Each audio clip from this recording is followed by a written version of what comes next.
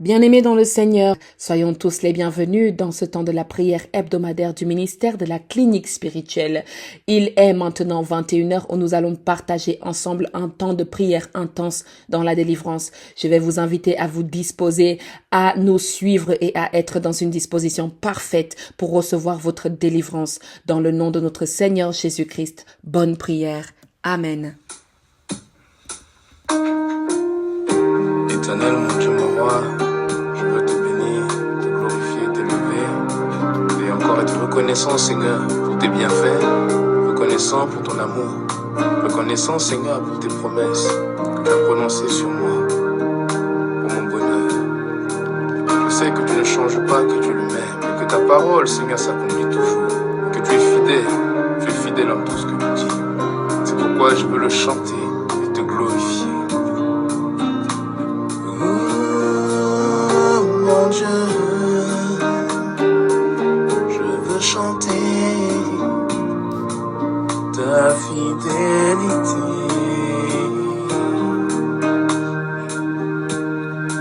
Il a promis d'être avec nous.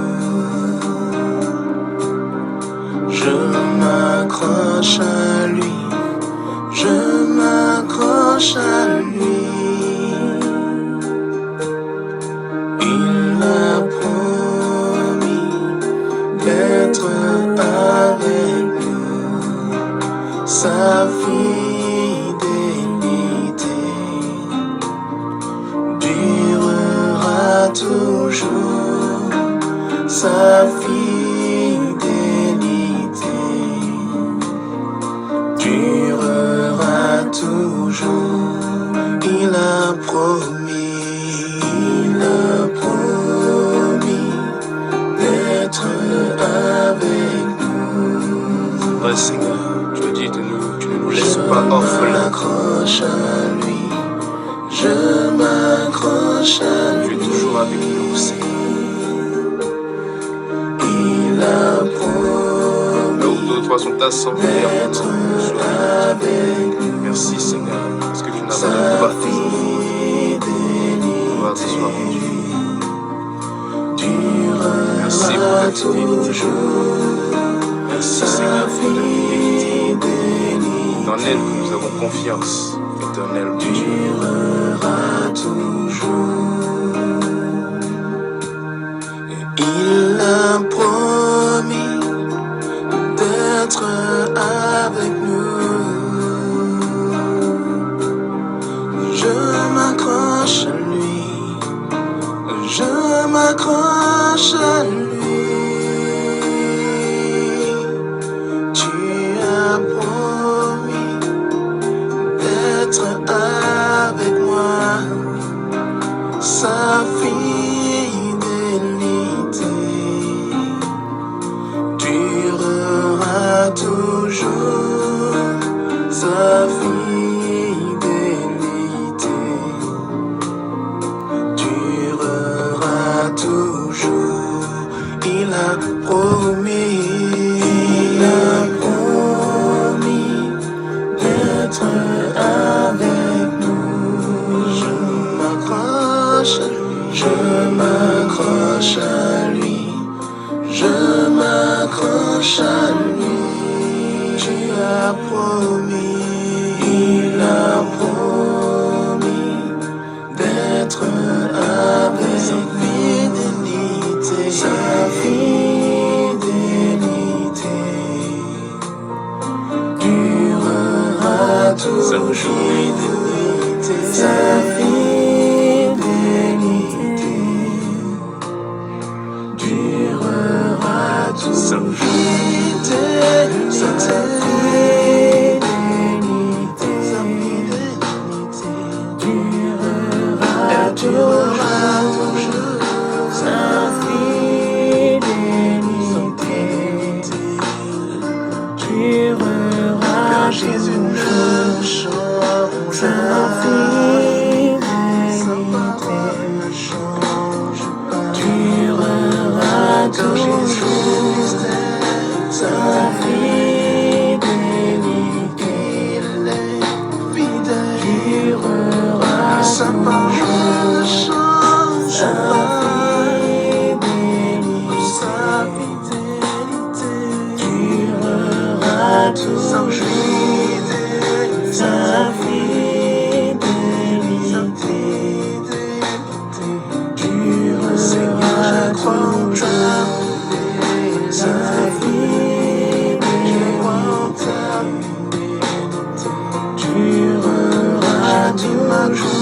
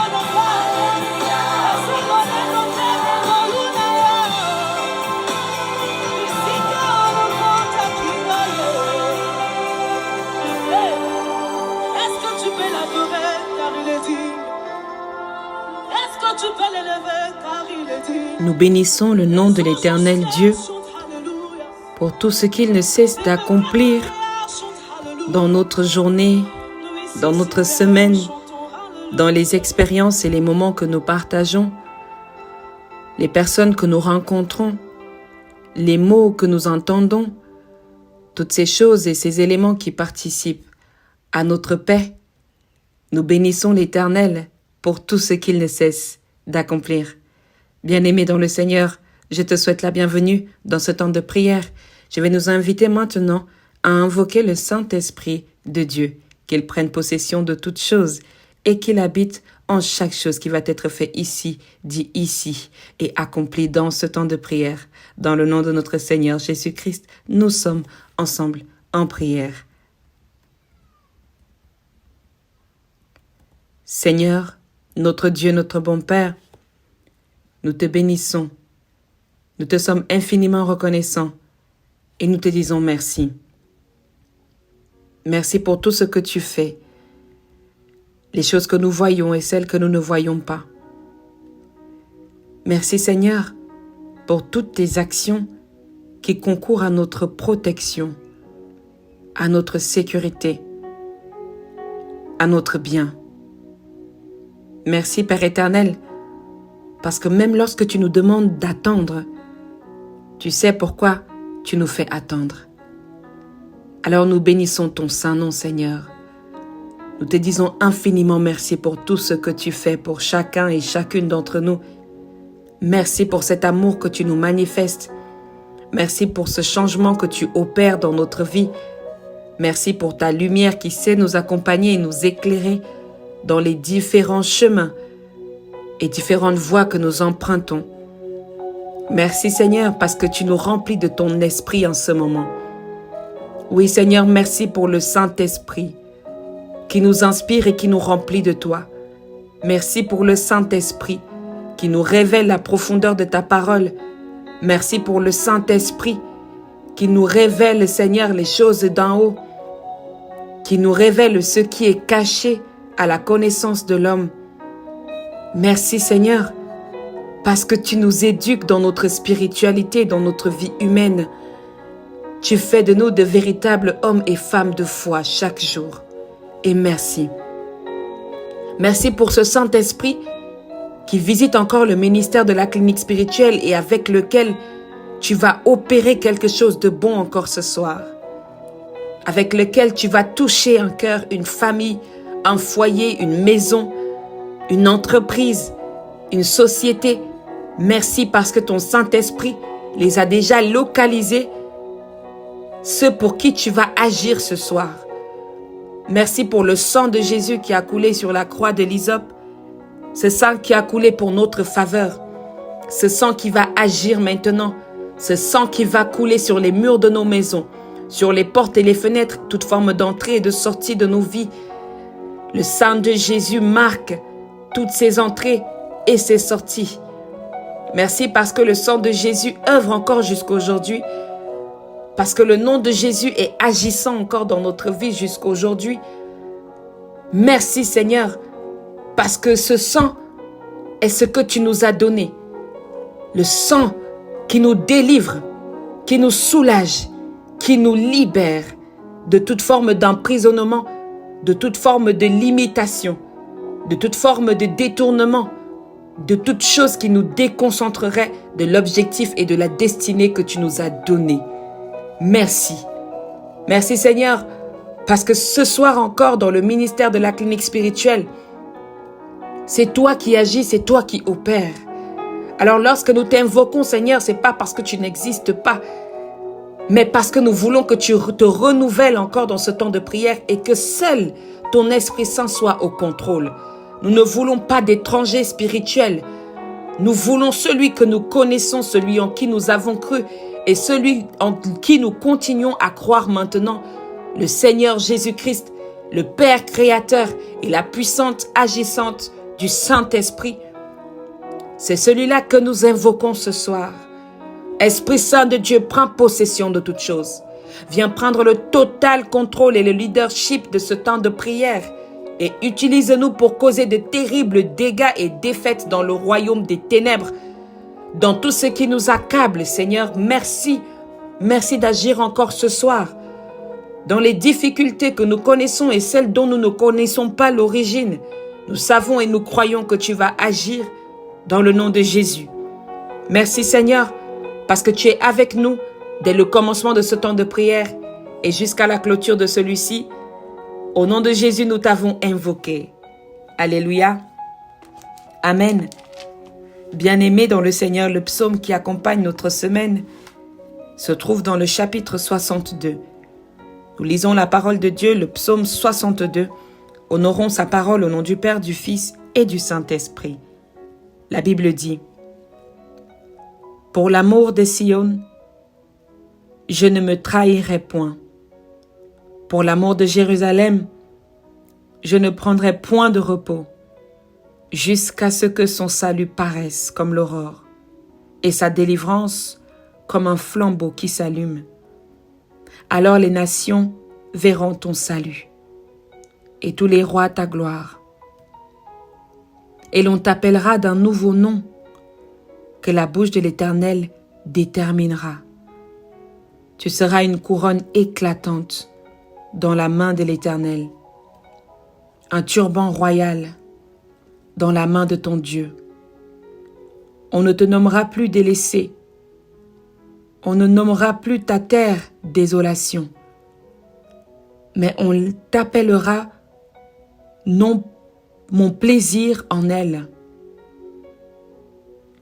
Et l'on appellera ta terre épouse, car l'Éternel met son plaisir en toi, et ta terre aura un époux. Comme un jeune homme s'unit à une vierge, ainsi tes fils s'uniront à toi. Et comme la fiancée fait la joie de son fiancé, ainsi tu feras la joie de ton Dieu. Sur tes murs, Jérusalem, j'ai placé des gardes. Ils ne se tairont ni jour ni nuit. Vous, qui l'a rappelé au souvenir de l'Éternel, point de repos pour vous, et ne lui laissez aucune relâche, jusqu'à ce qu'il rétablisse Jérusalem et la rende glorieuse sur la terre. L'Éternel l'a juré par sa droite et par son bras puissant. Je ne donnerai plus ton blé pour nourriture à tes ennemis, et les fils de l'étranger ne boiront plus ton vin, produit de tes labeurs. Mais ceux qui auront amassé le blé le mangeront et loueront l'Éternel, et ceux qui auront récolté le vin le boiront dans les parvis de mon sanctuaire. Franchissez, franchissez les portes, préparez un chemin pour le peuple. Frayez, frayez la route, ôtez les pierres, élevez une bannière vers les peuples. Voici ce que l'Éternel proclame aux extrémités de la terre. Dites à la fille de Sion, voici ton sauveur arrive. Voici le salaire est avec lui, et les rétributions le précèdent. On les appellera peuple saint, racheté de l'Éternel. Et toi, on t'appellera racheté, ville non délaissée. Parole du Seigneur, nous rendons grâce à Dieu. Bien-aimé, pour la méditation de ce soir, permets-moi de t'emmener dans l'évangile de Matthieu, chapitre 20. Nous allons partager ensemble du verset 29 au verset 30. Alléluia. Matthieu chapitre 20, verset 29 à 34. Verset 34. La Bible dit dans la version de Louis II: Lorsqu'ils sortirent de Jéricho, une grande foule suivit Jésus. Et voici, 2 aveugles assis au bord du chemin entendirent que Jésus passait et crièrent: « Aie pitié de nous, Seigneur, fils de David !»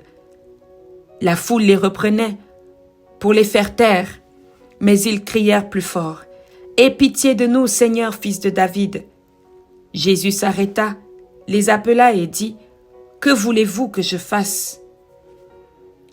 Ils lui dirent, « Seigneur, que nos yeux s'ouvrent. » Ému de compassion, Jésus toucha leurs yeux, et aussitôt, ils recouvrèrent la vue et le suivirent. Parole du Seigneur, nous rendons grâce à Dieu. Bien-aimés dans le Seigneur, nous sommes dans un contexte où Jésus rencontre deux aveugles et quelque chose de bon se passe pour ces aveugles. La Bible dit, bien-aimés, qu'ils étaient en train de sortir de Jéricho et Jésus était suivi d'une grande foule. Jésus était suivi d'une grande foule. Je veux dire à quelqu'un, dans ton église, il y a de grandes foules. Le pasteur aujourd'hui est suivi de plusieurs personnes, une grande foule. Une grande foule. Parmi cette foule, il y avait sûrement des malades. Parmi cette foule, il y avait sûrement des handicapés, des situations compliquées, des personnes stériles. Parmi cette foule qui suivait Jésus, il y avait sûrement des gens qui étaient dans le besoin. Mais la Bible vient parler de deux aveugles. Deux aveugles qui étaient assis au bord du chemin. Ils ne suivaient peut-être pas Jésus, mais ils ont entendu son nom. Ils ont entendu qu'il va passer par là. Je veux dire à quelqu'un que parfois il y a des occasions qui se présentent dans ta vie et tu ne sais pas les saisir. Parfois il y a des occasions où Jésus passe juste dans ta maison et tu ne sais pas les saisir. Il y a des moments où tu es assis au bord de la route, au bord des larmes, de la complication. Et la personne vient passer. Jésus n'est pas venu s'arrêter exprès pour eux. Toi qui aimes que les gens viennent s'arrêter exprès pour toi, la Bible dit que Jésus sortait et une foule le suivait. Et il y avait des gens assis, deux aveugles assis au bord de la route, au bord du chemin. Ceux-ci ont entendu qu'il passait par là. Et ils se sont mis à crier. Ils se sont mis à crier. Ils se sont mis à crier. Crier jusqu'à attirer l'attention de la foule. La foule a essayé de faire taire ces gens qui criaient. La foule a essayé de dire à ces personnes, mais taisez-vous, nous avons du travail, nous avons d'autres priorités en ce moment. Mais finalement, ces deux aveugles sont arrivés à leur fin. Ils ont atteint leur objectif, celui d'attirer l'attention de Jésus. Je ne sais pas, bien-aimé dans le Seigneur, si tu comprends dans quelle direction